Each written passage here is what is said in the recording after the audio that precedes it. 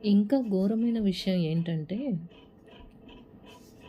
కొందరు తల్లిదండ్రులు పాపం స్వార్థం లేక వాళ్ళ చెల్లెలి పిల్లలు, తమ్ముళ్ళని, అమ్మనాన్ని అందరికీ ఉన్నదంతా ఊడ్చిపెట్టేసి, కొడుక్కి ఏమీ దాచుకోలేని, కొడుకు మీద ఆధారపడిన పాపం నిస్వార్థమైన పేద తల్లిదండ్రులు ఉంటారు చూడండి. ఒకప్పుడు వాళ్ళు బాగా ఉన్నవాళ్ళే. వాళ్ళు స్వార్థం లేక, దాచుకోక ఒకానొక టైంకి బ్యాడ్ టైమ్ స్టార్ట్ అయ్యి కొడుకు మీద ఆధారపడిపోయారనుకోండి.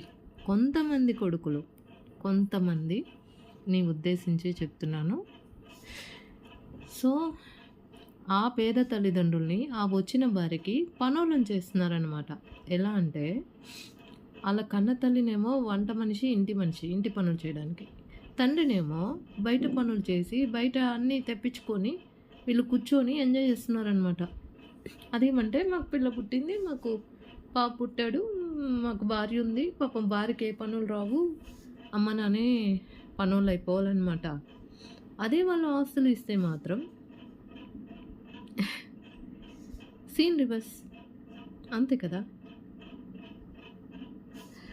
ఎక్కడున్నాయండి విలువలు? డబ్బు బంధాలేనా అన్నీ? ఏం జనరేషన్‌లో ఉంటున్నామండి? ఎటు పోతుందండి జనరేషన్? మనమంతా ఎక్కడికి వెళ్ళిపోతున్నాం?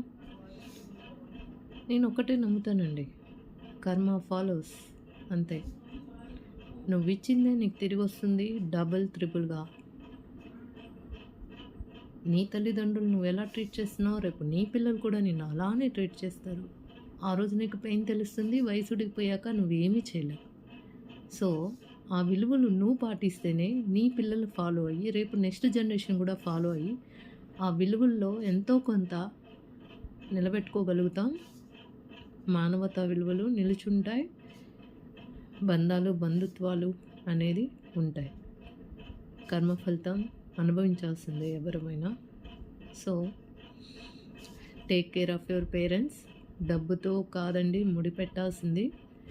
అమ్మ నాన్న ప్రేమ అనంతమండి. దేవుడు అన్ని చోట్ల ఉండలేడు కాబట్టి అమ్మని సృష్టించాడంటారు. అమ్మ కూలి చేసైనా 10 మందిని చాకగలదండి.